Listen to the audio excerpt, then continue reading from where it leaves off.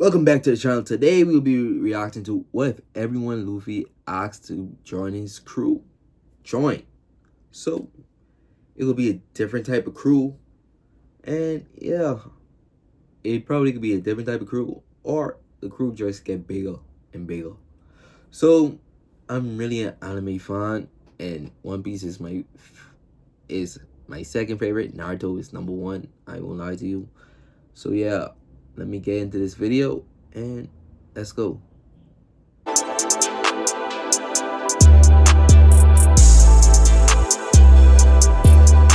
Throughout the story, Luffy has asked many people to join his crew, and although some accepted, a lot of them refused for various reasons. But did you ever wonder what would have happened if everyone Luffy asked actually decided to join? How many members would the crew have, and most importantly, how strong would they be with all the new members? Well, for starters, back when Luffy was just a little kid, he already asked two very powerful characters to join his crew. Yeah, I'm talking about Ace and Sabo. Now, it's hard to imagine them accepting Luffy's invitation considering he is the youngest of the three, but for the sake— Boy, if both of them join the crew,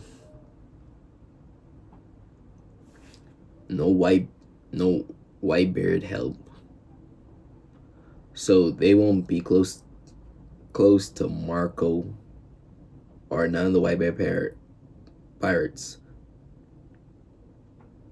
because Ace not joining the team, so they won't have no relationship with them until if they find equal balance between them two.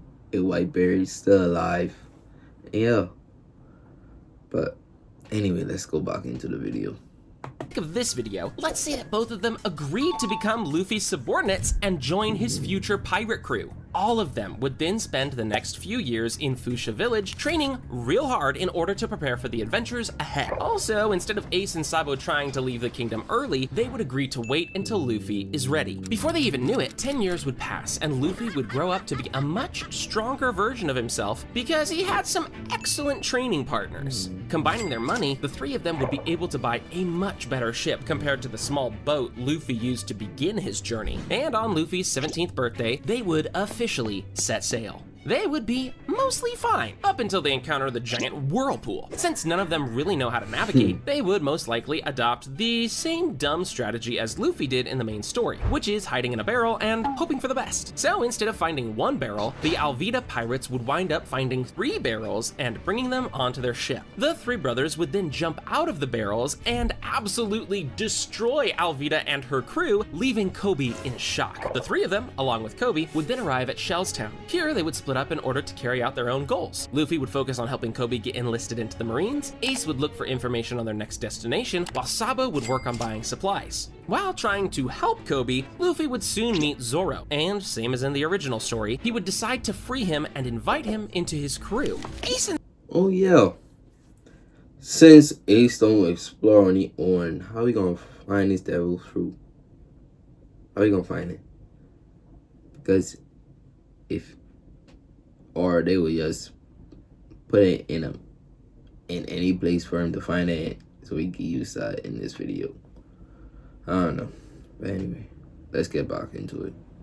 Sabo wouldn't be too happy about Luffy recruiting random people he just met, but they would know there's no point in trying to change his mind. So with Kobe left behind, all 4 of the Straw Hats would head for Orange Town. Since Ace asked around, he'd be aware of Buggy's presence on the island even before they arrive. From here on, this arc would go pretty much the same, with the crew easily defeating Buggy and recruiting Nami. Now, before the crew continues to Syrup Village, there's one more place the crew needs to visit first, the Island of Rare Animals. Now, you may be wondering, why are we even covering this island? It's basically only one episode where nothing interesting happens. And although that's true, the important thing here is that Luffy actually asked Gaimon to join his crew. So yeah, I guess the Straw Hats now have a weird new member. All of them would soon arrive at Syrup Village, where they'll meet Usopp. Things would more or less play out the same here as well, with the crew helping Usopp and defeating Kuro. Once again, Ace and Sabo won't be too happy that Luffy asked a pathological liar to join their crew, but they would go along with it. Luffy is the boss after all. Finally getting a proper ship, the crew would continue their journey towards Barati. With so many people on board this time around, the crew would soon run out of food, which would make Luffy realize that he needs to recruit a cook as soon as possible. However, their new cook might not be who you think. You see, in the original story, before asking Sanji to join the crew, Luffy actually asked Zeph first. Although Zeph originally refused the invitation, this time around, Luffy would give his all in order to convince him. Eventually, the Krieg pirates would attack Baratie, but with Ace and Sabo on board, they would get destroyed well before Mihawk even arrives. During this battle, Zeph would feel nostalgic for his own pirating days and would rethink Luffy's offer to join the crew. Mihawk would soon arrive on Baratie, confused to see that the Krieg pirates had already been dealt with. This is when Zoro would jump in to directly challenge Mihawk. Although he would quickly lose, his resolve would amaze Zeph, who would officially accept Luffy's invitation to join the Straw Hats. And even though Luffy now has a new cook on board, it's still likely that he would invite Sanji as well so he could achieve his dream of finding the All Blue. With two of the best chefs in the East Blue on board, the crew would then head straight for Arlong Park. The first thing they do on land is witness the horrors inflicted upon the village by the fishmen. Since Zeph visited the Grand Line before, he would tell Luffy a bit of the fishmen history and how they actually have their own island on the Grand Line. Anyways, with so many strong fighters on board this time around, the crew would waste no time and would instantly invade Arlong Park. While Ace, Sabo, Zoro, and Sanji deal with the fishmen, Luffy would attack Arlong, and after a short battle, the Straw Hats would be victorious. Nami would then break down in tears and would agree to officially become the crew's navigator. After finishing up things in Arlong Park, the crew would head for Logtown. While on their way, all of the new crewmates would slowly start to get to know each other and would share some stories. Nothing especially interesting would happen during this arc. The crew would do some shopping up until Smoker starts chasing them around. Although the crew is far stronger now, they still don't know any hockey, so running from Smoker would be their only option. Dragon would soon appear to assist them, and using his wind powers, he would help them escape towards the reverse mountain. Since Zeph already knows how to scale the mountain, he'd take command of the ship and guide them through it.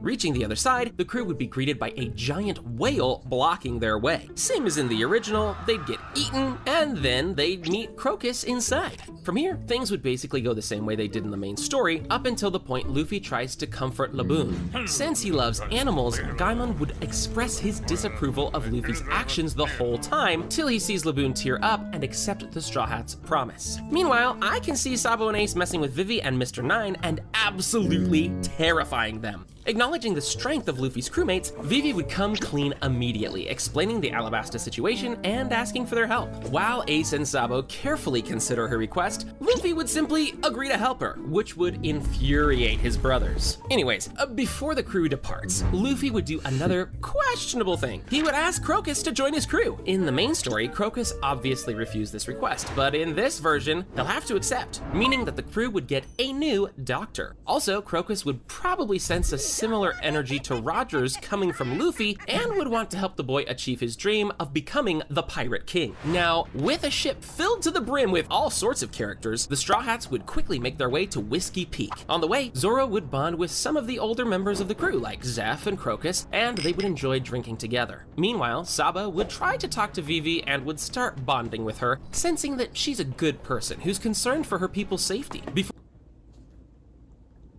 So Sabo is the Gallus of the crew right now. We already know Zoro is the drunk of the crew. I won't lie, Zoro is my favorite. Just because of that. Just because of that. But anyway, let's get back into it. Before they reach the shore, Vivi would inform the crew that the island is full of bounty hunters who would try to kill them. This would pique Zoro and Ace's interest, and they'll compete to see which one of them can defeat more of them. Sanji would obviously join the fun too. After making short work of all the bounty hunters on the island, Vivi and Igaram would meet up in order to discuss what they intend to do next. Soon, the crew would arrive on Little Garden. Sensing that it's an abandoned island, Gaimon would be the first person to jump off in order to experience the local wildlife. Sabo would volunteer to run after him in order to keep him safe, while Crocus would prefer to lay back and lounge on the lawn chair he brought along with him. While everyone else goes onto the island to gather supplies, Ace would stay behind in order to talk to Crocus about his father, as he would be interested in knowing more about him. Most of Little Garden would go exactly the same as the main story. The only thing that would change is that the crew would defeat their enemies much easier this time around with Sabo and Zeph's help. Back on the ship, the crew would continue their journey to Alabasta, and Nami would fall sick. Now, despite having a doctor on board already, I don't really think Crocus would be able to cure her. You see, Crocus was only a doctor for around 3 years on Roger's ship, so he isn't that experienced. And considering that Nami's disease was very rare, it's unlikely he would know how to cure it. So the crew would need to go to the Drum Island all the same. After blasting through Wapol's forces, Luffy, Sanji, Usopp, and Nami would head straight for the abandoned castle. Meanwhile, Ace, Sabo, and Vivi would take a ride to the top of the mountain on Dalton's sled.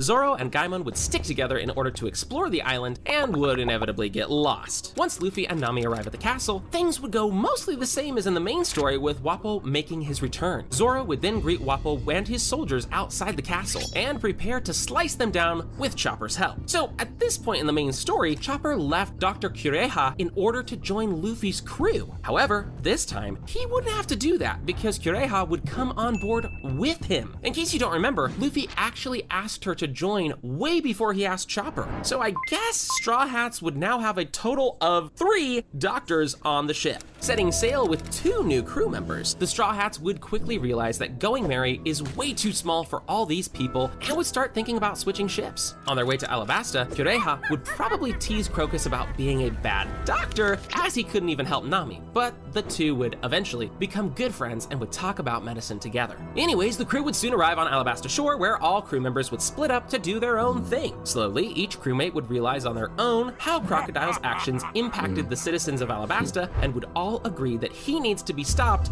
as soon as possible. Considering that this time around the crew has some senior members, I believe that they wouldn't fall for that dumb trap Crocodile set up for them in the original story. However, they still can't defeat Crocodile without Haki, right? Well, that's not really true. You see, I believe that before they engage in a fight with Crocodile, Crocus would tell Luffy about his Sand Devil fruit and how it works. He would then tell him that they could probably counter his powers with some kind of liquid, most likely water. Remember, Crocus was on Pirate King's ship, so he must have encountered a lot of Logia users and would know exactly how their powers work. Anyways, now equipped with water, the entire crew would absolutely overwhelm Crocodile. Inevitably, Luffy would send Crocodile flying and recruit Robin soon after that. Eventually, all of the Straw Hats would be invited to rest up and party at the royal castle. After the celebration, Vivi would surprise the crew with a new, larger ship, since the Going Merry was getting too small for all of them. Usopp wouldn't be too happy about this, but Cobra would reassure him that he would take extra good care of their old ship. However, gifting the Straw Hats a ship isn't the only thing Vivi would do, because soon after, she would announce that she would be joining Luffy's crew. So with a new ship and another member on board, the Straw Hats would set sail towards Jaya.